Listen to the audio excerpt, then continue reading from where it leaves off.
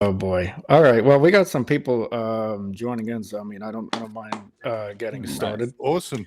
So No, it's so we could just chew the fat. We got go 10 ahead. minutes yet. Sure. You know, let's. All right. Yeah. Let's do that. All I've right. got You're feeling good? tea. You got your Red Bull? I'm on Tea. tea. Oh, On man. tea, mate.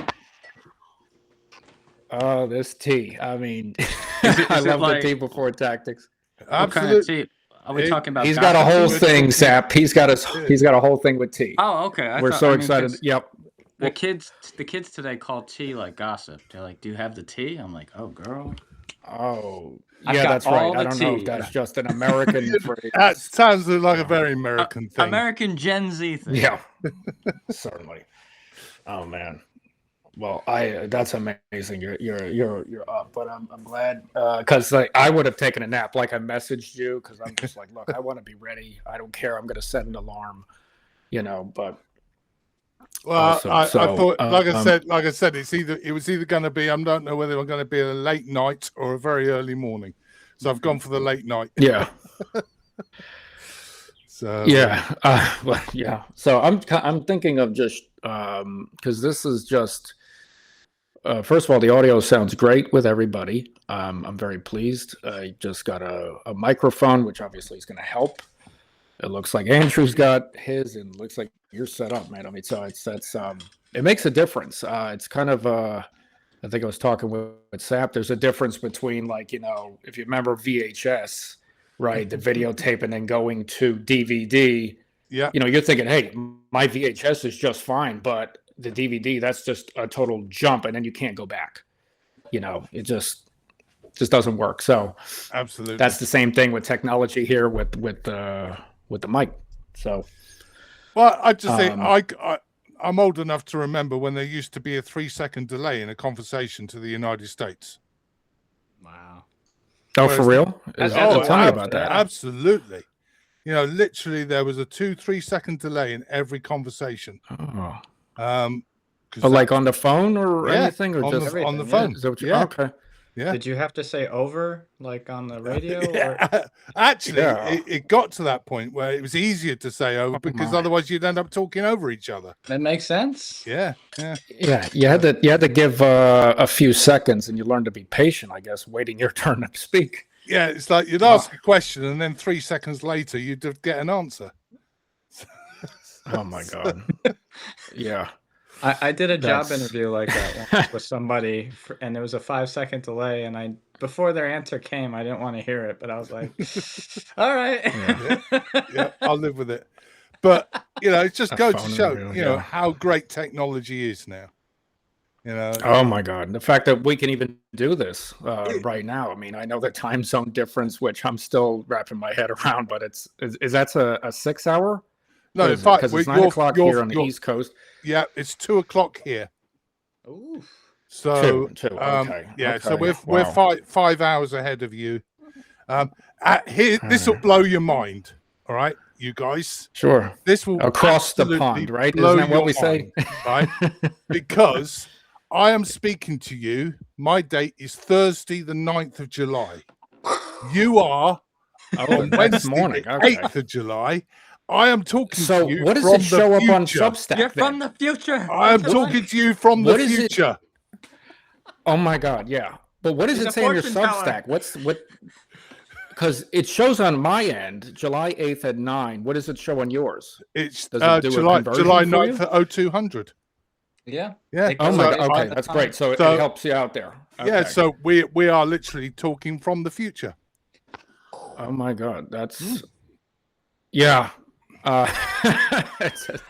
We were talking about time zones, right, Sap, last time, and because it's like, look, I don't. He's like, what's the best time? I'm like, I don't know. Our subscribers are, I don't know. It's gradually becoming around the world, so I'm like, I don't know. I mean, they can make it, but fortunately, if they can't, because I know this is in the evening or really early in the morning for you, Andrew, this is saved. So that's cool. I didn't know that until after we recorded. What's that? This is fine. I've got no issues with it. Oh, yeah. And the thing is, if I look at my stats, over 50% of my audience are in the United States. Oh, yeah. Tell me about that. Like, that's fantastic. So you have an American it's flavor. awesome. Huh? Well, I think Yeah. I think it's basically there's an old saying that the British accent will snap knicker elastic at 50 yards. I don't know what the hell that means, but I mean, but Andrew, hold on. I was thinking about it beforehand. The British, I think you can do the mafia actors well in Southern. I don't know what it is with Southern accents. You could just nail it like United States Southern. It's just like, I don't know if you sound better than our people. There is a thing that isn't Gary Oldman? Isn't he British? He's Is British. Gary Oldman? The thing is that why are all the bad guys in Hollywood played by Brits? And there was there was a whole because our accent is absolutely we're calmer, it's refined, threatening, more precise. Oh God, you speak slow, yeah. And if we speak slowly, it becomes more threatening. Oh man, it so does. Yeah. And the real villains, they don't shout. They will literally just talk to you very slowly, very calmly. How's your health? It's important to keep healthy, isn't it? It's important to keep your family healthy as well. And so it's that whole cadence of how we speak and how we communicate, and there's something about the English accent. I think. Oh my God! Yeah, it just resonates, because tell me why, Andrew. You got to feel some way, okay? You know how they do movies, right, or shows, and they do classical pieces, like historical. Why are they always British? Why they always have like someone with a British? I can't think of a show. Sappy, can you help me? They always seem to do like Rome with like historical fiction work. Well, it's because theater is even if they're not Britain. Well, because theater is more associated with England, Shakespeare. It's a nice quote unquote default, I would say. Yeah. But people could buy it. Like Rome from it works. HBO. It's just something I thought about. Yeah. Yeah, that's a good example. That was mostly English actors, but also, even when I tried to attend some colleges, a lot of their thing is to send people to the Shakespeare World Theater in England as part of a year, and it's considered it's considered that much better of a technique just because it's just different, like Benedict Cumberbatch. That's probably a historical site, isn't it? But look at Benedict Cumberbatch or Hugh Laurie, and they both play Doctor Strange. That's all Doctor I know. Strange and Doctor House. I'm such a plebeian. Yeah. But no, think Doctor Strange, Doctor House. They do. Laurie, They do American accents better than most Americans. and it's back to the villain thing. Is there's lots of great British actors that there's something about the tone. And I love Brian Cox. Is he? Where is he in British? He's Brian Cox is actually Scottish. Oh. Okay. I love him. Oh my God, I love him. Comes from the he does a great American accent too. Well, he does, but he comes from what we call the lowlands rather than the highlands. So it's basically a much softer because of the mountainous. Is that why? Is that you got in Scotland? Kind of regions? You got the highlands, and then you got the lowlands, and then your foot rolls into England. So Brian Cox would be a lowlander, not a Highlander. He came from the lowlands. And Sean Connery, isn't he Scottish? Sean Connery. He's a Highlander. He is a Highlander. Yeah. You got so many legends. Oh my God. But my ancestors. I'm sure you can tell in an instant, right? Like where people are from. But what's funny is filmmakers got different dialects. That is the thing with England. We're a very small nation, but a very crowded one. We're about the size of California. Oh yeah. And we've got something like that's a good comparison. Got a population of 70 million in the size of a country, the size of a postage stamp, basically. Andrew, shout out to British Baking Show. I love to bake. I don't know. I mean, they have it on. I think it was BBC produced. Yeah. I guess your network, but it's on Netflix here. Oh my God. Yeah, the Great British Bake Off. Any bakers online here, so. Yeah, the Great British Bake Off. But the thing is, as you go around the country, we got you can literally go 5 minutes up the road, 5 miles up the road, and you'll get a totally different accent. So, oh my God, why is that? I mean, it's just you're all on top of each other. How is that? That's just, is it just kind of regional? Yeah, it's all folks. It is regional. I lived. My family originally we come from Scotland, but my family come from West London. Okay. So I speak with a slight. I'm not a Cockney. All right, mate. How's it going, geezer? Okay. I'm not that sort of Londoner. I'm come from Buckinghamshire, which is just on the outskirts. So that's a London London accent. The Cockney. Yeah, the Cockney is London. The Cockney. So you think of the Cray brothers, the Cray twins. And I've heard it. Yeah, that's like that's upstairs or something. That's very much your typical gangster come London, or Bob Hoskins. He would talk like that. Oh my God, I love it. Bob Hoskins. But then you go, you literally go 5 minutes. So I speak like this, which I don't have an accent. It's like a soft London accent. I went to public school, so I lost a lot of my accent. You lost it. You were educated out of you, huh? I was educated out of me. We have to talk properly, don't you know? We don't play rugby. We don't play rugby here. We play wagga. Oh, what the? No! It's not rugby. You guys in cricket and we're baseball, right? Okay, cricket and wagga. But you have Is to that have what you call it, wagga for rugby? It's actually rugby. Oh my God! But when you're at posh boys school, you have to call it wagga. Anyway, I see. But literally, I can go half an hour up the road, and they all speak like that. It's great up here, because that's Birmingham, and so very much a Birmingham accent. Oh, it's great up here. Oh, look at the chimneys. Birmingham, and then that's Americans. We name our cities and stuff after you guys. Well, that's right. Because you're colonies, but we threw your tea in the harbor, right? So well, that was you didn't like that very much. We didn't like that much because that was a poor brewing maneuver. It's very valuable. Oh stuff. Man, yeah. But literally, I can go in any direction. It didn't steep long enough. Right? Yeah. But we can go in any direction, and you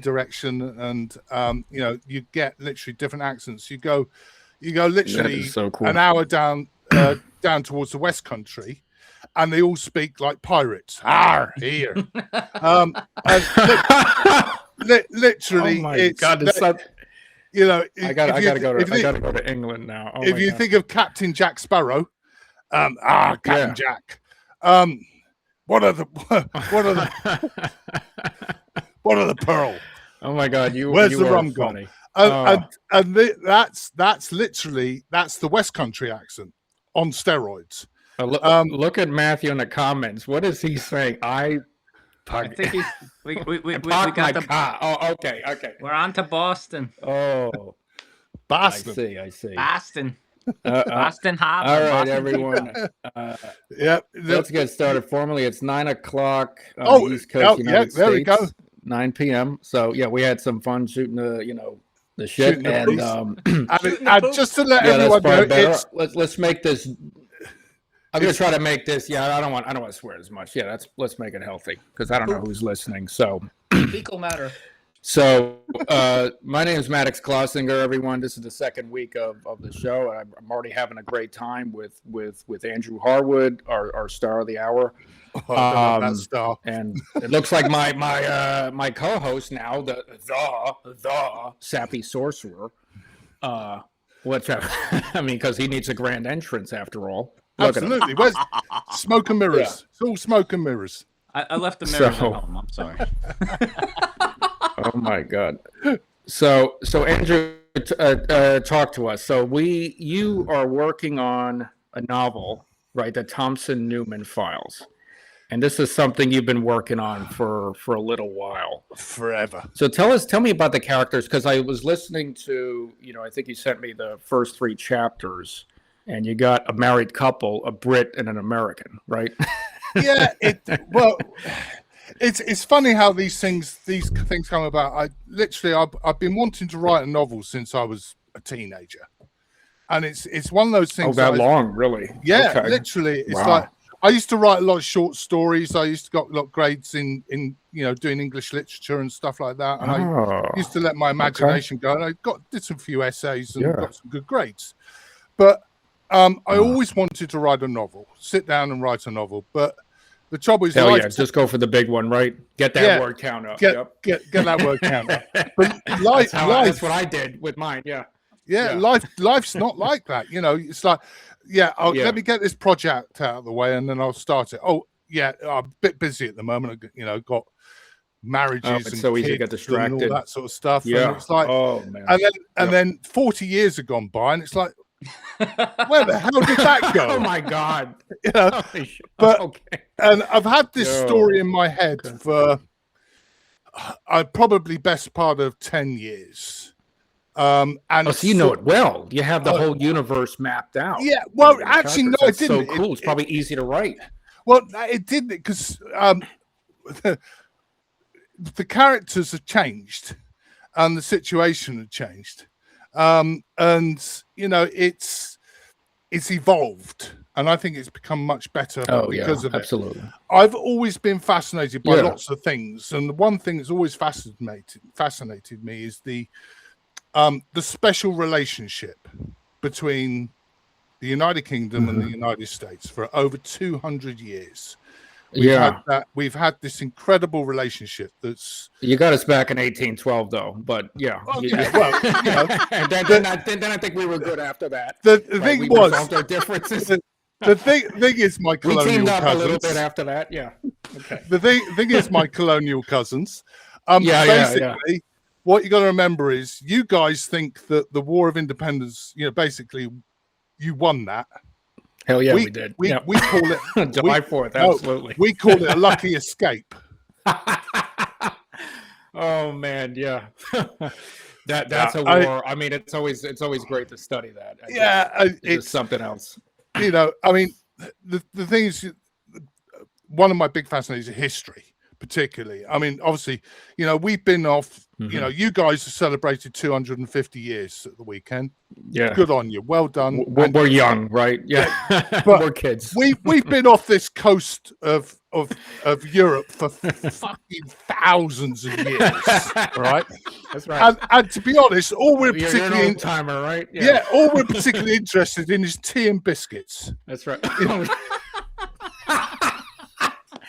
But Andrew, seriously, is tea culture, is that a big thing? Like, at work, at socializing, like, we got to have tea. You invite people for tea. It's a social, It's become in certain age groups and cosmopolitan groups. There's a lot of coffee houses and things like that. So you go out for coffee. You don't like that, right? But when you go to somebody's house.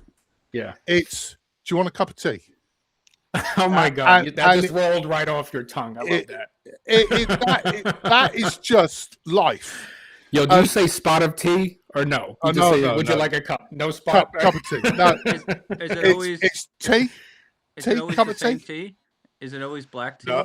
No, not always. It's Earl Grey, right? Yeah, there's obviously different blows, but Earl Grey is one of them. Darjeeling, afternoon blend, breakfast tea. There's a whole, literally, there's a whole world of different teas out there. Oolong's one of my favorite. I love oolong for dinners, and then rooibos if I'm feeling crazy. We got a London Fog. Yes. I remember that making that drink at Starbucks. What does that taste like? The London Fog. A London Fog it's English breakfast tea and then steamed milk and then hot water, I believe. Sounds interesting. Wow. So it's not sweet. It's no, it's sweet, and they put liquid cane sugar in there. Oh yeah, there you go. Oh my God. You take your tea sweet, Andrew, or you? I do have sugar. Drew would not be happy with me. But I do happen to have the occasional lump of sugar, yes, because I do have a sweet tooth. Oh, yeah. But Well, what's your favorite dessert? I mean, you call cookies Oh, biscuits. God. I mean, well, we call them biscuits. crisps, You decided to call them chips. crisps. Yeah, We call them crisps. You call them chips. yeah. We're the ones at fault here, right? Yeah, exactly. I mean, you took our language. We gave you our language, and you said, "No, that's not fucking good enough. We want something else over here." we We're appropriated gonna it, put Z's in everything. Oh, and my God. color. Oh, Doesn't- yeah. The oh, you forget are, that right? you. Yeah. What's that you No, in you. there? What's that No, you? no, What's no, that you? silent We don't you. need the you. We don't need the you. U's needed. We got That's utes. too many letters. We got utes. We don't need use. Listen, I was talking with someone from Kenya, which I believe is a British colony or was. Was And once upon a time. Americans, they explain every little thing. It's kind of different. There's not as much implication. There's very expressive or explicit. I'm trying to think. I think she had a problem with sidewalk, and I'm thinking, what the heck is wrong with that? But I guess it didn't. In UK we call them pavements. Right, that's what she said. Pavement. Yeah. You're like one word. We call don't it need all these syllables here. Yeah, it's you guys call it sidewalk because where else are you going to walk except on the side? Well, no, Well, because yeah. otherwise, if you didn't, there's some various sketches about basically the United States tend to be much more descriptive. Yeah, that's the word. Descriptive. And it's like instead of we call them glasses, yeah. Americans tend to call them eyeglasses. Well, where else are you going to? Well, it depends, but yeah. but in general, yeah, eyeglasses. Because you would just say if you just said glasses in America. And in certain places. Well, what kind of glasses, huh? What? Do you have crystal? Do you have tall? Do you have a highball glass? No, just eyeglasses on my face. All right, I'm just trying to say. The other thing we've heard is instead we call it horse riding, you call it horseback riding. Yeah. Oh my God! As if you're confused about where you need to be sat on the horse. We need to add a little bit more. Yeah. Oh my So God. you can't go wrong because it's horseback riding. So therefore you need to be on the back. Whereas the Brits, we haven't got a clue where we sit. Where are you going, on the belly? You're going to hang below? Yeah, exactly. Hang off the neck. Yeah, just like what was it, Robert De Niro, right? In Cape Fear, he kind of belted himself underneath the car. That's what I'm thinking of. But that's it. It's and this is it's all part of this special relationship that brings me back to why is. I've got a British guy who's basically ex-Royal Marine, ex-SBS, and like a highly trained, special ops guy. I just thought, because I've always been fascinated with this special relationship, particularly with the intelligence and what have you. And I thought, wouldn't it be a really cool idea if instead of him just marrying some British bird, he goes to goes out to somewhere in the States? And I thought, everyone goes to New York. Boring. Everyone goes to LA. That's boring. Right, Andrew. I thought, break it up. Okay. Yep. What about where would Drew go? Let's go to Kansas, right? Drew spent a lot of time in Norway with 4-5 Commando, which is basically part of Arctic training, and spent a lot of time in the snow and in the mountains doing skiing and stuff like that. Where can I go to the States in that? Colorado. Okay. I thought, okay. What if he went to Denver and basically was there for a while and just happened to meet this very attractive detective, and he didn't realize on the job or something across and and that's revealed in the book. Obviously, I'm not going to give that away. What would happen here? And I started to explore this what if. And then you start thinking about, well, this special relationship, it's not just about the two countries, it's about them as people. Her as an American, him as the British, getting to understand, we talked about the word differences and how each culture interacts with it. We understand each other because we're separated by a common language. What were some of your influences? Like I know you serve, but was there any kind of media, movies, or books that kind of helped shape your ideas here? Yeah, I mean, I've always, or is it a obviously- little of all? I mean, it's a little bit of everything, because I've always I love great thrillers. I love psychological thrillers. I love good detective stories. I like the pace of American cop shows as opposed to British ones. It's like with the British ones, like, come on, just get on with it. Whereas with the American series, let's go. Can I ask a question please. about 2 questions? So you said detective stories. Can you give me a few detectives you like? And I just have a general question of your feelings on James Bond. But I'll take the detective questions first. Okay. Well, I just want to know, just before we go on. The detective questions. I mean, basically, for is me, Sherlock on there? Because if he's not, I might be offended. I mean, from this part of the world, I love. You may have heard, obviously, Sherlock Holmes. We were all brought up on Holmes. Yep. And Cumberbatch. You had to read the books in school. Oh yeah. Cumberbatch was a great the show too. Sherlock he was Holmes. Jeremy Brett. Is that what helped him? I guess that's what helped him launch his career, I'm assuming. Right. Okay. Maddox, Jeremy Brett. You should check those out. And then people like Rebus. Who's that? Yeah, I don't know if there's a Glasgow detective called Rebus. I'm not very popular over here in terms of books. Okay. So what is Matthew saying here? James Bond versus Light Yagami. I mean, I don't know. What is that? What's that? Light Yagami? Because I swear, I don't. Maybe you can message in the comments. I'm a little slow in culture. But that's what I wanted to ask you, Andrew. Like, what is just, and this is simple. Like, what makes a thriller? Just in general, because it's like I'm thinking about that, and we hear the thriller. I kind of know what it feels, but how would you describe it? Well, there are so many different genres of thrillers. As you know, Maddox, I've done 4 short novels, 4 short stories to try and introduce each character in their own genre, if you like.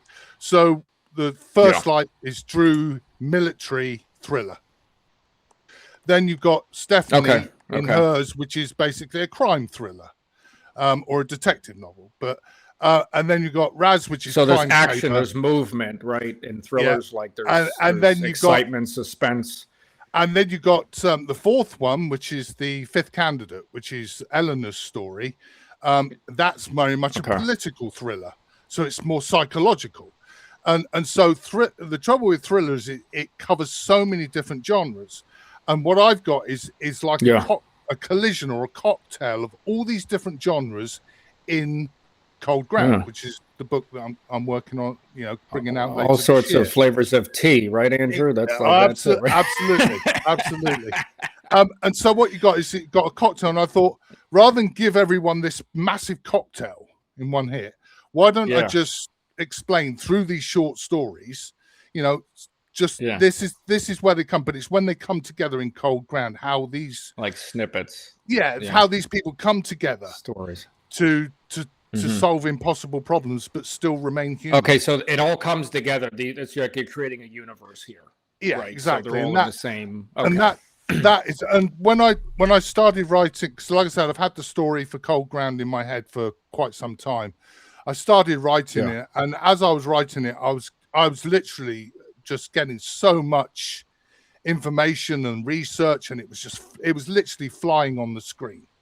And I literally got so you were just at probably enough material for another 3 books.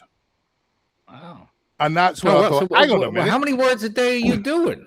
You got your tea, right? You wake up.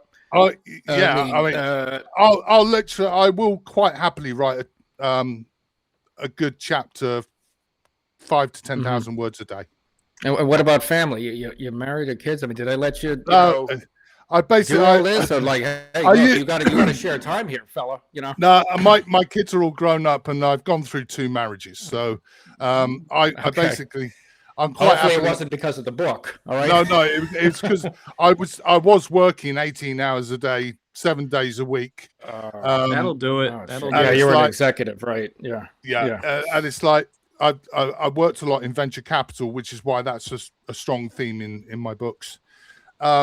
Wow. You know, obviously I come from a military family, and so I have a slight military background. But my venture is there a pride there with the Royals? What is it, Royal? Or, I don't know. I mean, the term you use, like Royal Marines, is that because I know in America there's a pride with veterans, you know, for people that serve. Yeah. I mean, it's not quite the same over here as it. You know, the veterans over here are not treated the same as they are in the States. You don't get the same respect over here as you do in the States. I will say, you know, you do tend to give your veterans a bit more respect. But do something better. Yeah. You do lots of things better. I got to say, I was sat there when your glorious president was sat talking the other night, and he was saying, "Oh, we invented this, we invented that, we invented everything."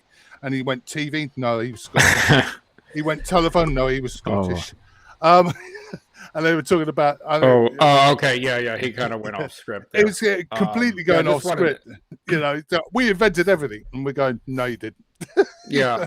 He uses hyperbole a lot. You know, we invented the internet. We invented lots of things. You know. So, Can I ask you a question, Andrew? You can always ask me a question. Whether you get an answer or not, it's another matter. Well, I'm gonna shoot for an answer. Can you name like maybe 2 to 3 of your favorite thrillers in any type of media that like really inspired you? That is. I'm a massive Harlan Coben fan. Okay. I will say that. Not so much of his later work. When he first started writing. Who's that? I don't. Harlan Coben, that's a writer. Author. Yeah. He's doing a lot of his stuff on Netflix at the moment. I love. Oh, really? Okay, his work's been produced. He's cool. He's a very incredibly talented thriller writer, and I got into him very early when it was Myron Bolitar and Wynne Lockwood were his 2 main characters, and they absolutely gripping. But he sort of dropped that series and sort of moved on to sort of more individual books. But he's got some great stuff on Netflix. So he's is he a screenwriter too, or is he just, because I know some people are like multi-talented. I know that's a completely different type of writing. Or he just, you know, he wrote it and I guess they adapted it, you know. Yeah, I mean, fantastic if your stuff's produced. He's done his first collaboration with Reese Witherspoon. That's just come out as well. So she's on one of his shows. No, on one of his books. He's written a book. Okay. I see. She's writing a book with. Oh, I see. Yeah, yeah. So, you know, I always wonder, seriously, how much writing are they doing, these actors and actresses? They can't be. Well, I mean, I'm just going to, all right, they got the big name, right? You're thinking they're getting ghostwriters? Well, I mean, yeah, I'm sure they wrote something. They have an idea. But, I mean, you were trained as an actor, actress, so it's like, and then all of a sudden, hey, I'm coming out with a book. Well, some of the books will say with, like, underneath. What say you? Like, well, no, they'll say with. Oh, the with. Okay. Secondary credit. I mean, I'm a wrestling fan, so, like, I like the wrestling books, but it's like The Rock wrote this with. Yeah. So I'm like, okay, I understand that, but it's not like they're not saying it. I feel like it's probably just maybe a better way to explore. It's like finding a screenwriter to write your story versus you writing it, or a good director to direct. Yeah, having a professional. I would say, that would be the equivalent. Be like, hey, this is my story, but this guy really helped me put into the right words.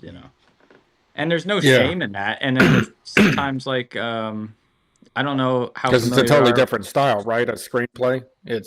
But there used to be authors who only wrote novelizations of films. I remember that was a Woody Allen movie. Like, one of the things was that's his the other character way, right? would only write novelizations, and then people would say you're not a writer. Okay, it's just like it's like, it's a very interesting thing. It's just considered lowbrow or whatever. That he's not a writer for novels. You mean since he's writing novelizations of. Because they basically will write they'll write a novel of the screenplay, because the screenplay is not the same as when it's written first. Yeah, because a lot of times they cut a lot of the scenes. Didn't they do that with Star Wars? I think they did that. I feel Oh, like yeah. it's The either fan novelizations, fiction yeah, or novelizations. Yeah. I never got this idea of which one should we watch first. Well, the first one that comes out is actually part 4. Hang on, how does that work? Well, I Right. That always got me too. Yep. well, Yep. George Lucas originally just came out with it, and then it happened to work, and then he retroactively named him.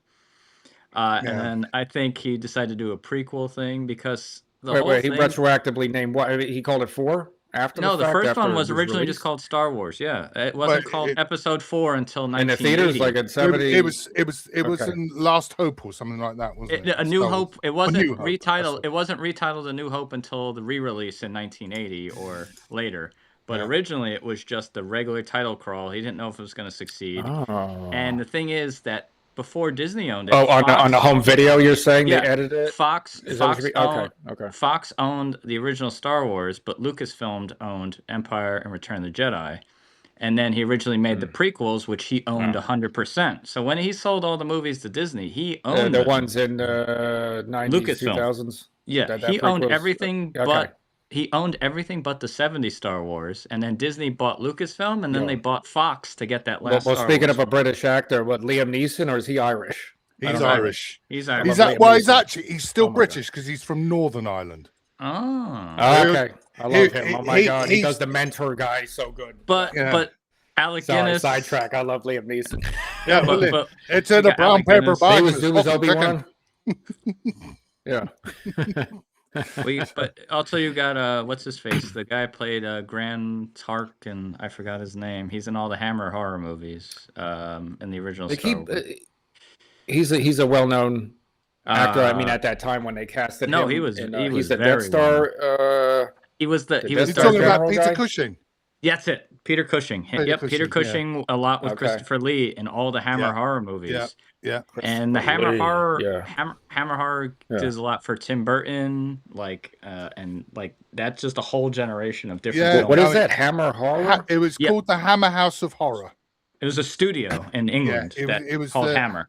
It was the Hammer Studios. And they Okay. used to have it. Started the Hammer House of Horror, and they started with they Tales of the produced movies? Unexpected, Mm-hmm. which Okay. was quite an interesting thing. But So Hammer, yeah, it was like a studio like Fox or Disney, or it was just a studio. we used to have a lot of studios like Ealing Studios, where they used to do all the Ealing comedies. You know, I suppose if I think about I used to like a lot of Alfred Hitchcock. Yep, I was going to ask you that at some point. And the thing is, Yeah. Hitchcock was great. He said because when you look, one thing I don't like is going to the cinema and watching something like Lord of the Rings, which is like 3 hours long, and it's like Oh, cinema, not Hit- theater, right? That's another right, one. that's right, you've got no, um, it goes either way. but we call well. you know, with Hitchcock, he used to say a length of a film should only be determined by the length of time it takes you to control your bladder. I said that to you Oh last my, week, yep. Maddox. I said that to you, and that's a basically good way to measure a movie, right? It You know? should. Yeah. 2 Yeah. hours. Every Hitchcock So what is that? movie was made An hour and a with half, audience. 2 hours? Hour and a half to 2 hours tops. And audience was Okay, first, not his ego. His audience was But- always. Well, the Matthew first. is saying a 3-hour fan fiction. What is that? Well, that's the Avengers. Think I guess of the that's what Avengers he's Endgame. referring to. Yeah. That's pretty much that. Yeah, But the thing we is, need intermissions. Yeah, we need intermissions, please. They got to bring that. it's over 3 hours. You know, as in movie intermission. theaters, like It's yeah, it's over too damn 3 long. hours. Yeah, I mean, come on. Like You Godfather got to take 2, a pee right before you sit down. I mean, you try. All right, did I Yeah. drain enough? Then you and go then you back. then you got a giant soda. Don't drink the soda. Oh yeah, Yeah. and your bucket's Big full. old popcorn. Yep. the Yeah. popcorn bucket. My half God. and half. Go have half and half.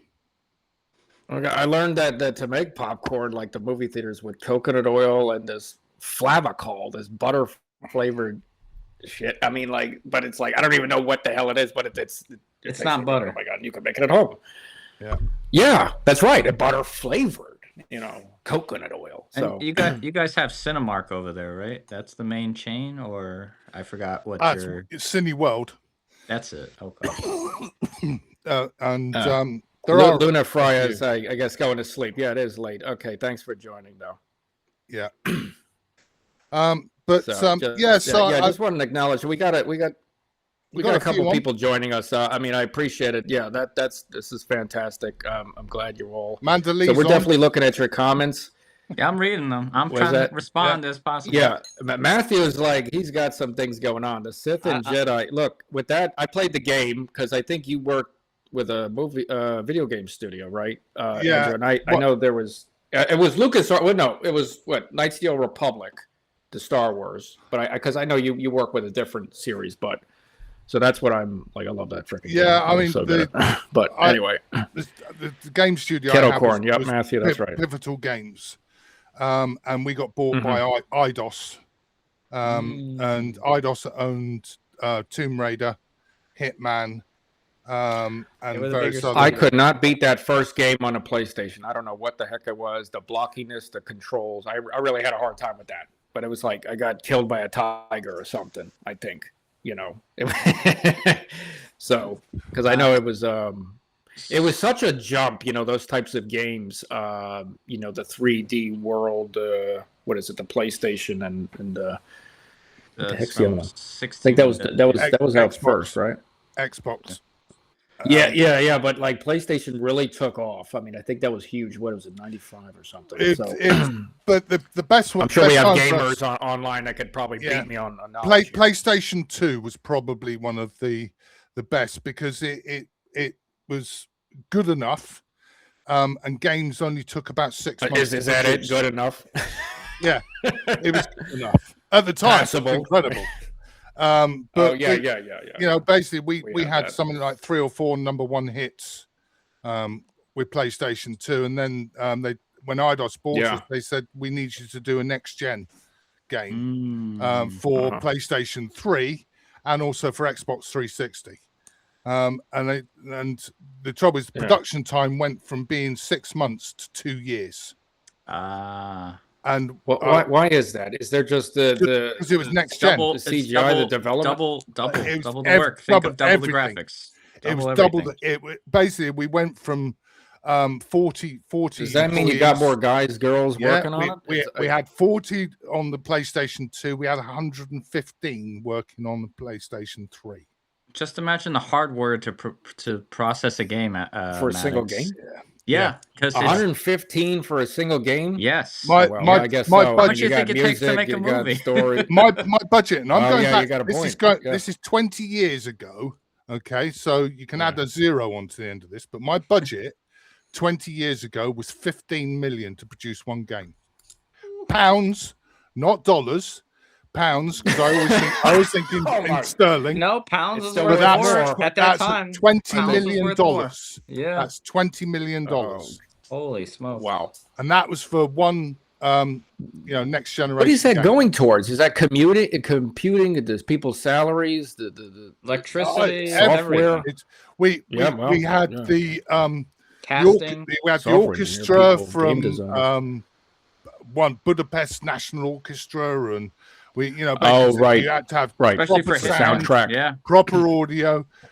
You then got landscape, you got scene design, landscape design, character artists, music, audio, soundtrack, and then you got a whole production team.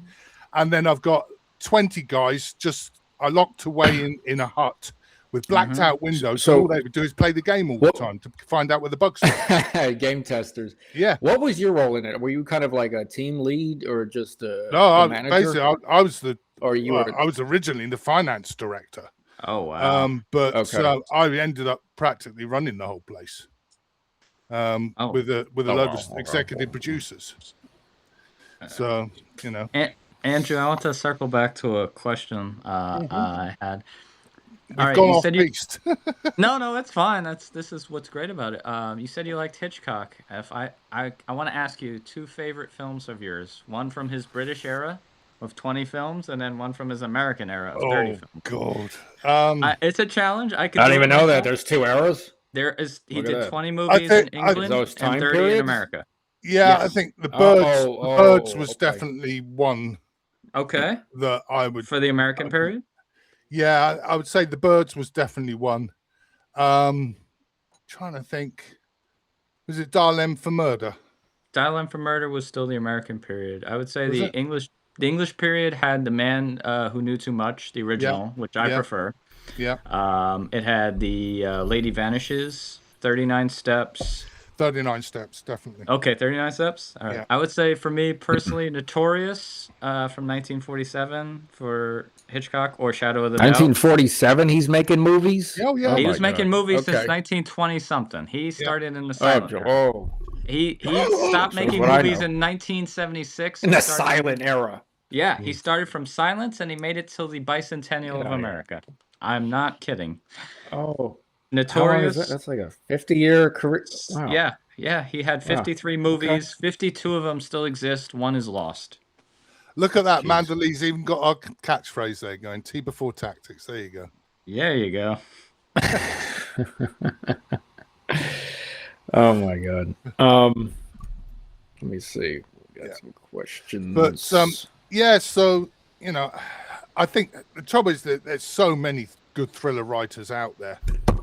John le Carrier, incredible writer. Real good, strong political thrillers. And Tinker Tailor Soldier Spy, great great book, great film. So you're a big reader. I mean, obviously you're a writer. Yeah, Do you like to read a lot? Do you like audiobooks? Do you like ebooks? I mean, how do you do all of it. I'll listen. I'll listen to an audiobook when I go on the train into London. I'll read quite often at home. Particularly with Substack. It's great. You literally come on. There's always something to read somewhere. Yes. Oh yeah. And that's the great thing, and it's great to see. I like to see how other people write, how they get their ideas across, it's because I think it's an education. It's a constant education. Yeah. I like to learn something new every day, and I've always been. But if I can learn here's a something question. new every day, go on. There was an article. I forgot. I don't know if you and I were corresponding on it, but somebody posted about what the heck was it? Was like there's a group of writers who want to just write, but they don't like reading. I'm trying to comprehend that. Have you heard that? I get it. I don't. I get it. I don't know if it's. But you have to build your craft. I get Sure. it. I just And don't enjoy think it, it's the kinda. most practical way of doing it. But it's not it's a different approach.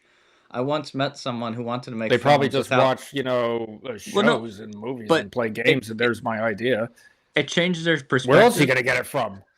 Well, I think it changes the perspective. It may not be the best, but it will definitely be a different perspective. I met someone who never Well, is it watched going a to sell? single. Look, let's be honest. So is this stuff going to sell, or is it going to be? It could sell, because you but want that's to the- engage your readers, because like a novel, short story, right? But here's the thing: it's a little it might different be because- it might be so different that people would be interested. There's no Possibly, rules. yeah, There's no rules in writing, even though there's rules. No, Are you but saying there's always an audience? But There's always an audience. It You depends just on gotta if it's find 'em. good. It depends if it's good. Like, the Yeah. 3-act structure, or even just plot structure that we know as the witch hat. Like, that's always going to be the basics. But sometimes witch hat. people... That's the best way to describe it. They would always say, Yeah. it's all about rising action, climax, falling five. action. Yeah. It's called the 5-act structure. That Yeah. too, Yeah. I just call it okay. the witch hat Yeah. just based on just climax, and then And think- is the act structure, is that coming from, plays like Shakespeare? Where did that come from? Like, where's the It's- origin of that kind of It's just been a thing in writing, I think, isn't it, Sappy? It's in the creative work? Yeah, like it's Shakespeare did 5 acts, but a lot of writers do 5 acts, even though movies are generally 3 acts. But the 5 So works break really that well. down. What's the difference between a 3-act and a 5-act? Help me out here. Well, the 5 act, it's the same thing as a 3 act, but for screenplays, it's simplified into the 3 act structure. It's 30 minutes, 1 hour, and then usually the 3 act structure is based on.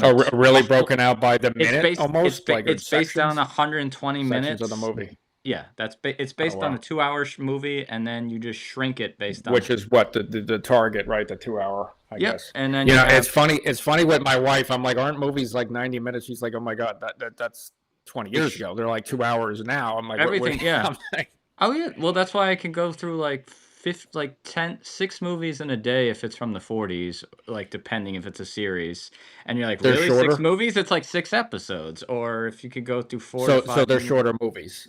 Yeah. In the, It's not like they didn't make long movies. They made an I mean- 8-hour silent Well, movie, but it's yeah, it's I mean, just- what you got to Really remember, Maddox, come- is with older films, it was all about the dialogue.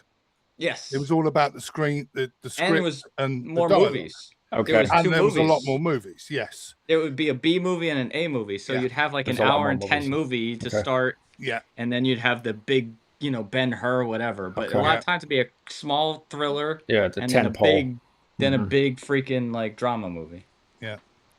And there was. You mean from a particular studio that would Yeah, focus that on was that? it. They would have a B movie. Like a That's why year they or- call them okay. B movies. Yeah. The B movies would Yeah. go first, and then the A movie would come after. Yeah.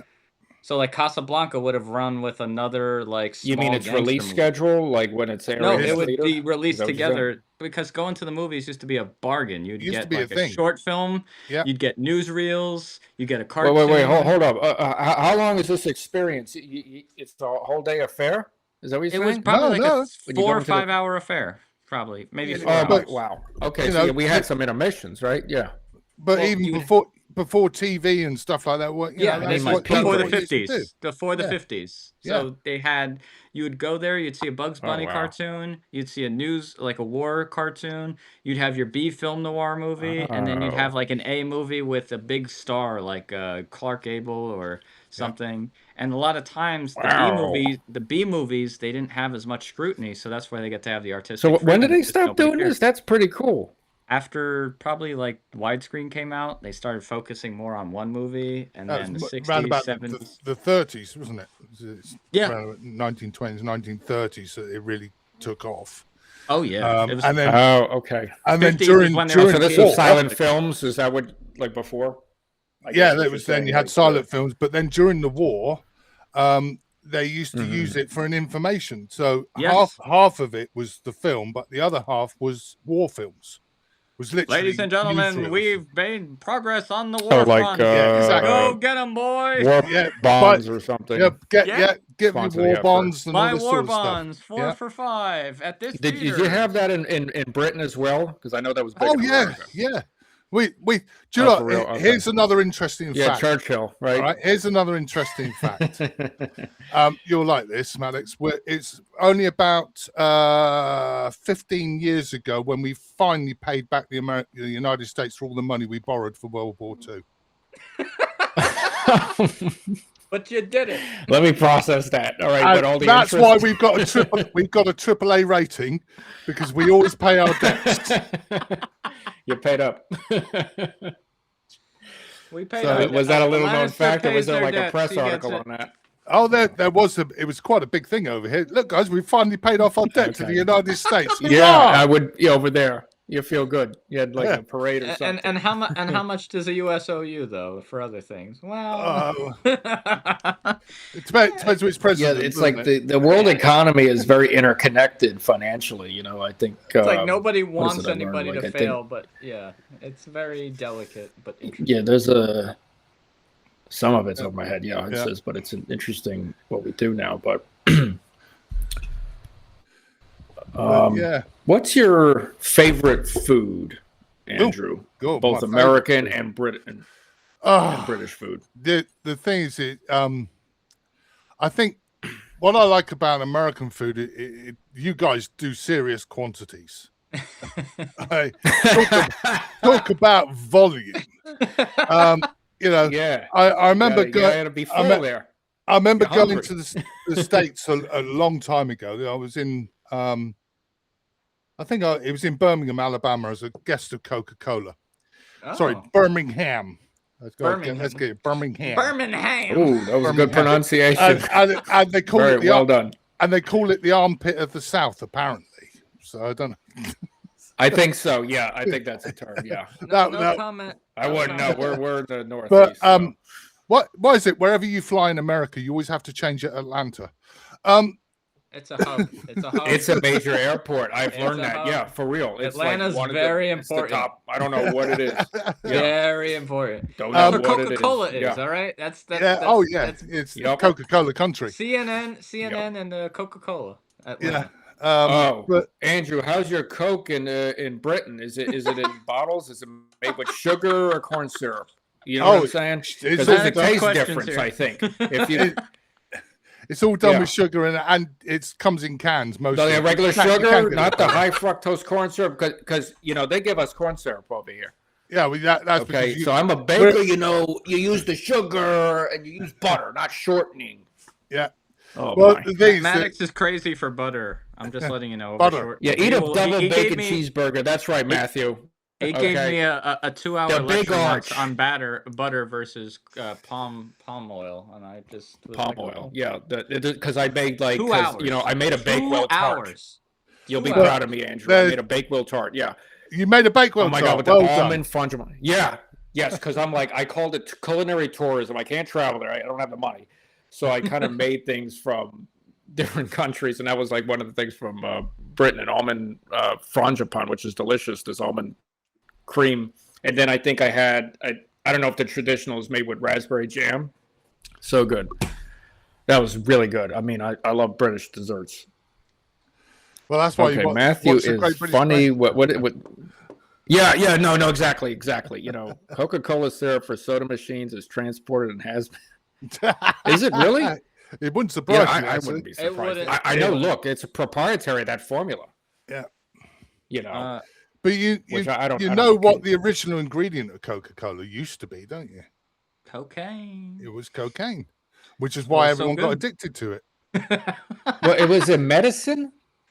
Was it cocaine wasn't regulated? Cocaine it wasn't regulated for the first. No, it wasn't regulated until the. But what did they use it for? They didn't use it to get high, did they? I mean, there was was it a pain? No, they used it anesthetic or something. Just used it to get high because they didn't know it was getting people high. That's right, and you got it at the drugstore. They didn't realize that they made a soda out of it. They made a soda out of it, and they didn't realize it was making people addictive. That's why they were selling so much Coca-Cola. They took that out, right? Well, obviously they took it out. Well, eventually, yes, they got around to it, but they kept the name. Maybe 1920s, the company's really 30s. old, I think. Yeah, but so I think I will say there's certain things that the British you don't do as well as the British. That if I said it was a favourite, I spent a bit of time over in the States, and you guys do not know how to do a proper English breakfast. Yeah. And you guys do not know how to do a proper. Why is there so much on there? There is so much. What is it? The full English? You got so much food on that plate. What is all this? Because baked beans, tomato, blood sausage. You're going to get a cultural education now, my friend. Okay. Sure, yeah. Breakfast is the most important meal of the day. Well, yeah, we have the same saying, but isn't it doesn't it help after if you got drunk the prior night at a pub, right? I mean, you would need one of those breakfasts to sober you up. Absolutely. That will soak up all the alcohol, done sorted. But no, it literally you are fueled all day on a proper English breakfast. I don't mind the individual foods on there. It's just there's so many different, and you need these large plates or sort of oval plates to accommodate that. But there's different types, right? There's the full English, and then there's they have a different term, a half, or I don't know what you call it. No, it's just everything's full English. Because you have baked beans in the morning, right, and toast. Yeah. Oh, you're gonna get it all in there. Yeah. So. And what do you do with you call them chips, right? Do you put vinegar on them or malt or what? There's little things. Personally, I don't put salt and vinegar onto chips, but it is quite popular to put salt and vinegar on chips. You probably make a really good fried fish. I mean, depending on where you're going, right? I mean, that's probably really hearty, obviously. Something is very British. Fish and chips. That is very British. Yeah. But the most Americans always make fun of you guys. Oh, fish and chips. But the most popular dish in the United Kingdom, and has been for some time, curry. Yeah, because you got to remember, basically India was part of the spice empire, or like anything made with curry. Well, basically, that's right. Because they were part of the empire, we brought a load of Indians over to the United Kingdom, and literally exploded. It's delicious. It's became very distinctive flavor. Very, very much a British dish. Yeah. So Oh, so you kind of blended it with your cuisine. Yeah. I had no idea. Interesting. Because I guess yeah. Because of all There's a lot of blending of cultures, even though even though British, the Empire and all that, there was kind of a trading of cultures. Yeah, absolutely. Yeah, and that's why, particularly if you come to London, it's very multicultural. Oh yeah, I went to London a few years back. It's very nice. It is very multicultural. But obviously, what we have got is our history, and that's, when you talk about it, again, one of my big things about why I write and what have you is I write about things that may have happened, but could have happened several hundred years ago. But the story is so compelling that I just modernize it. Do you know what I mean? Yeah. Okay. If you take classical elements or archetypes, if you take George R.R. Martin and the things like Song of Ice and Fire and all that sort of the Game of Thrones series, incredible, love it. I'm a huge. Which people on this call are gonna kill me. I don't know. I gotta try it again. I tried reading the book. I tried watching episode 1. I don't know. I don't know if fantasy is my thing. I know it's kind of like thing. it might be like an anime. It's a large world. Well, anime. I'm totally not even. Yeah. I know, but sometimes for anime, I know it's popular. I think it's just a taste thing. You've got to give it more than one episode sometimes, especially for Yeah, Game of Thrones. For me, it took me half the season to realize who the hell was who. That is the thing. There's a long build up. Yeah, but it's worth it once you get into it. Yeah, but I have no doubt. I was hooked after 15 minutes, but I had read the book. So the show you liked. Yeah, okay. Absolutely, and House of Dragon, and I heard about what is it? The last season or the last episodes was bad. I don't know. There was a bad reaction to it. I don't know. There was the showrunners finished it. That was it, not the actual author. Yeah, they wanted to end it quickly because they wanted to get off and do the Star Wars film. Yeah, and then that got taken away from them. And that got taken away from them. So happy days. Who was the ones making that? You mean Game of Thrones before Lucas sold it, or no? So the Game of Thrones writers were promised a job by Disney. Yeah, and they were in a rush to finish Game of Thrones to start their new trilogy. However, the Star Wars kind of failed based on Disney's approach of just hiring random people to do a trilogy together with no cohesion, which anybody could have saw if you were looking real closely. You saying the actors of that trilogy? No, not the actors. I'm saying the filmmakers. Or just not the actors have no. There's 3 filmmakers hired and 3 writers hired, and they didn't talk to each other. Then the third one was fired, and then they brought the first guy back to fix what the second guy changed. What's that about? I don't understand that. The third guy was a weird. The guy who directed Jurassic World, or not Jurassic World. He had some just issues, and they just fired him. Yeah. And they brought back J.J. Abrams to fix what Rian Johnson did because Rian Johnson just disagreed with what he was going with. So you basically watch a trilogy where director did he do all like 3 of them, or did he do? Director 1 said, "I'm going to do this." Director 2 said, "No, I'm going to do this." Then Director 1 came back and said, "No, we're going to go do this." That's really what happened. On the same movie? No, the same trilogy. They did not plan it. They basically... there was different directors for each movie. Is that what you're saying? They fired the director of the original 3 and then brought the guy back from the first one to fix what the guy was doing in the second one. Okay, wow. Because the Star Wars, the Disney just hired Did they do people. well in the box office? Did people like it? I don't even remember. They started I didn't see the last one. They started well, and then they did worse because the fans realized they didn't know what the hell they were doing. They were just throwing different things at the screen. And it just wasn't seen as popular as obviously the earlier films. No, it wasn't cohesive. It was a money grab, and the fans realized that. That's all it was. It was a complete money grab. It wasn't a quality film. Yeah. Even George Lucas's prequels are considered. They're looking like, well, they weren't that bad. At least he had a plan. That was the idea. He had a plan. Yeah. And Disney was like, we'll make one every 2 years. We're going to hire 3 different writers with 3 different directors. Huge budgets. This takes time to make. Well, Disney, But Disney, this was 2 during years. this is during the time of the MCU, so they could not do any wrong. They had their Okay. ego was so big. Their ego was so big. they're like, Endgame. That's it. no, but that's it. Endgame. This was before Endgame. This was before Endgame. Yep. So they were leading up to Endgame, and they have Star Oh, Wars. God. We have all the Can you properties. beat that? And yeah, they can. Yeah, yeah, I They know. all They failed, bought and nobody cares anymore. That's a good thing. the Spider-Man. I like the Spider-Man. Well, That no, was but good. You know, think with Willem about Dafoe, that think was about good. think about Bell Atlantic in the '80s and how if that or the Bell Company had that not Yeah, they broke fallen, that up, the monopoly. but Yeah. had that not fallen, we would not have had much as progress that we had in the last 20, 30 years. Yeah, that's And the competition thing. Yeah, I think the American government at some had to get point, involved and break it up. the There was a film lawsuit industry, or something like that. but the film industry could be broken up like that. But Andrew, I want to ask you a question Right. real quick. Are you familiar with the Yeah, Archers? we got about 10 minutes, so we're having fun. The here, so I Archers, just the wanna- filmmakers, Michael Powell and Michael Emmerich Pressburger. They did a World War II movie. It's one of my favorites. I don't know if you've seen it. It's called A Matter of Life or Death or Stairway to Heaven.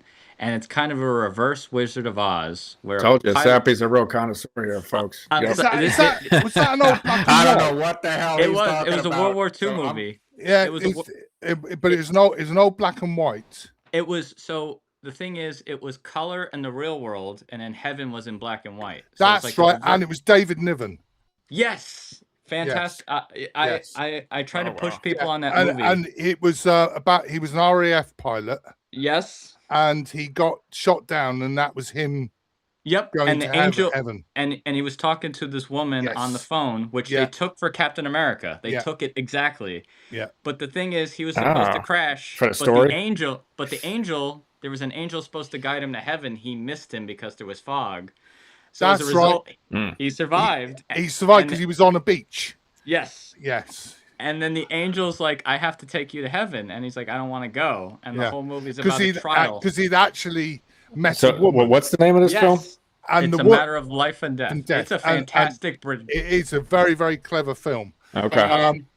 Because if I remember, the storyline was that Well, do he- Americans he know about it? or was is this- on the radio. He was on the radio Okay. to this woman And he whilst fell he in was love. being shot down, and then when he got, because the death missed him, or the angel Mhm. missed him in the cloud, Yes. he landed up on the Yeah. beach, ended up falling in love with this woman. And Yes. so that was what the plot was the fact Yes. that if I he don't want to had, go to heaven. I'm 'cause not I'm going in to go to love. heaven because I'm now in love. Ah. Exactly. And it was yeah. so good. And it was I Okay. think it was an American woman and a British pilot. Oh, Right. there you go. Or she was There you go, British Andrew. too. I'm Just not like sure. your story. No, I think But she was British She too. might have been British. Okay. But it's Is basically it better? Peggy. Let me ask you: with a pairing, is it better with a British man and an American woman, or the other way? Or is it just I kind of fun to pers- play It with de- different I dynamics? think it depends on the characters. I think it depends on the character. For me, Yeah. Yeah. Drew was always going to be British. Back to my Okay. point that Naturally, right? Your protagonist. Yep. well, because basically back to this Yeah, point, he's got to that, be. He's got to be. You don't got to. You Gotta don't be. say anything, Andrew. I'm with you. He's got to be. You know, British. But I just That's a thought non. That's a it was non-issue. really cool to have a female protagonist, but from Colorado. Uh-huh. And it Yeah, just- I think it to add just a seemed to balance, work. I did that with my book too. I have a male and a female because I'm just like, you know what? I don't want it too tilted towards male. I wanted to add another perspective. I mean, obviously, you know, how do you write a woman if you're a guy, right? I don't know. You try to. Hopefully, you know, you did okay in relationships with women. You know, some of us are better than others, right? And just how you know I'm you would still go about it, how would practicing. I think? Right? Yeah. Tough business. I'm currently on the lookout for the third ex Mrs. Harwood. So there you go. I love that. The future All right. ex. That's a Future plug ex for Mrs. anyone. Harwood.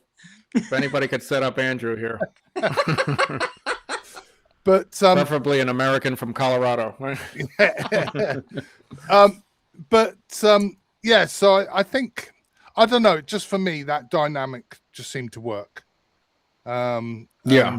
You know, And you had to think about it. You had to write through it to see the chemistry, right? And just does it flow? Does it feel right? You know, Yeah, as you're trying to, you know, it- create these characters on page. I think obviously, I think I suppose if I'm honest, you know, my male character is very much very personal to me because I consider him to be like my alter ego. He would have been, I think he would have been me. Had things been different, I might well have been Drew. And I think that's. Oh, if you just continued on with your military career, if I'd stayed in the Royal Marines, I might have followed a similar path. I don't know. No, yeah, I hear you. Yeah. So that's why he for me had to be very much a Brit. And I suppose my female character, yes, I had American girlfriends, so. Okay. Something about him, right? I understand some of it, but most of it I've got from, the world at large, how they're portrayed in films and on TV and what have you is how I've understood American women to be. So I think, man, the pressure for women in these movies, you gotta be so thin and like, be trim and all that. Then I think, what is it? You actually see them on the street and you're like, wow, they really are thin. But I guess the camera, what does it add 10 pounds, you say? It just kind of does everything because they have to look a certain way, even with guys to some extent. Yeah. A lot of pressure. Yeah. So, but all right. We're kind of closing in. Do you want to do any kind of final plugs? If anybody's, interested in subscribing, Andrew's work, Thompson-Newman files. Thick? Is that how you like them, Matthew? He likes them thick. Oh, Jesus. We all have our preference, right? So, oh my God. Yeah, find me on Substack. Yeah. Find us on Substack. Find us on Substack. Thin women, right? Like us talk to Andrew and Matthew here. Oh, God. But that's I just want to keep growing my community. Having a chance to do something like this is just brilliant. I don't care what time in the morning it is. It's just good fun to do it. Yeah. So it's just one other question. How long have you been on Substack? I mean, because we got not long. Actually, there's been a lot of different writers. I've only been on a few. I've only been on. I started a Substack a few years ago, and it's just sat there doing nothing. Okay. And I only got serious about it about a month ago. Really? So and you and I got to know each other. That's probably when we started interacting. Yeah. What caused it? What caused that switch? Like, what was that moment where you're like, yes, this is it? Because when I got serious about writing, and I've gone through 57 edits of the book, and I now need to pass it off to a professional editor. Now what am I going to do? Okay, I suppose I ought to build an audience. Yeah. And it's okay, well, where do I start? Facebook and LinkedIn and all this like that. And of course, Substack. I got Beehive. I got Substack, and so I thought, I opened up my Substack account, and I didn't hear about this until like 3 months ago. I didn't know what the hell Substack is. But there's a. I guess you're raising your hand, Vesper. Did you want to talk? Because I think if you wanted to talk, that's a hello wave. Because we use that in the Write Club. I think Vesper's, one of the writers in this Write Club, which is really cool. All of them gave me some feedback yesterday. I really appreciated it. So that's another plug. I think is his name, David Etheridge.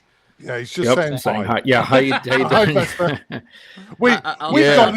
I will translate for Maddox the Maddox emojis. Maddox doesn't understand this modern technology. No, I guess not, because I mean, I saw Maddox the hand, and it's Maddox was born in 1912.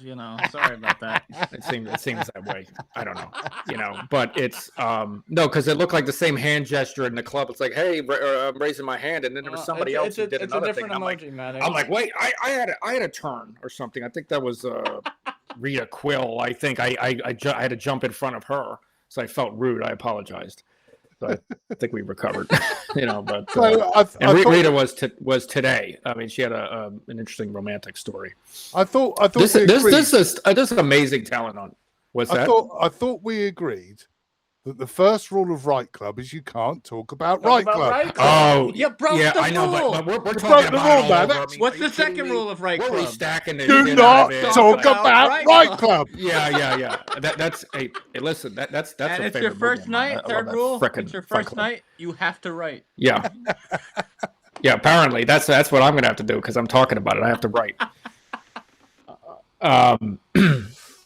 Anyway, all right. Thanks everyone for joining us. Andrew, you were awesome. Yes. Really funny guy. And so I guess when this video, I think what it saves, definitely gonna share it. What do you call it? Tag you or mention you. So everybody, check out Andrew Harwood with his Thompson-Newman Files novel. And just one more. When do you expect to release that? November what's the 5th. available now? They can't buy anything. You can get everyone Not can right now, right? download the short stories. That's my gift to the world.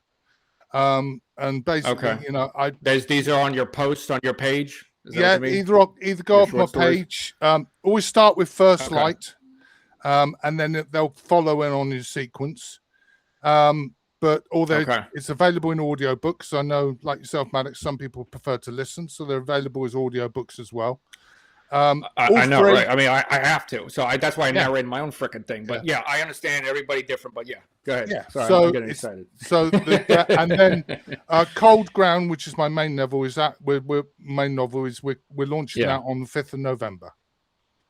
Remember Okay. the And 5th so of you're working November? with Oh my an God. editor. And- Yeah. What V for Very Vendetta? Is that why you're doing that? And exactly What is because that? Falk? Guy the Fawkes Day. 5th of November, Guy Fawkes Day, is actually one of the major conspiracies in our history. And so So I this is thought symbolic, that date it's to you. symbolic. Yeah. V for Vendetta. Okay. V for Vendetta. So that's a real thing. Oh, Yes. the I'm sorry. I gunpowder. can It go was on the another gun- freaking hour, but Yeah. It was the gunpowder. I got to plot. have you back on, Andrew. I think we got to work that out. But it's No just worries. because this is cool. Yeah. All right. All All right, right. everyone. Hope you enjoyed. I think we had some new joiners, but right. So this is something we're going to just try, just for the listeners, just trying to do weekly. Sappy and I will have it. I think there was like 2 or 3 other writers, but if you're interested, please message me. I'm trying to figure this out as I go. I'm, curious about the writing process. I want to, interact and engage. This is exciting because I swear to God, I don't know any frickin' writers personally. You Any do of now. Yeah, no, I know, but Yeah. just like, your day-to-day life, I don't know. You know one, a video game developer, a Royal Air Force. Right. This guy was pretty much James Bond before. it Yeah, was a James Bond. thing. Yeah. This is a cool universe, and I know folks say this a lot on Substack. It's so true. All right, everybody, have a good night, and tune in next week. See you soon, guys. Take care. Bye bye. Okay, thanks for staying up.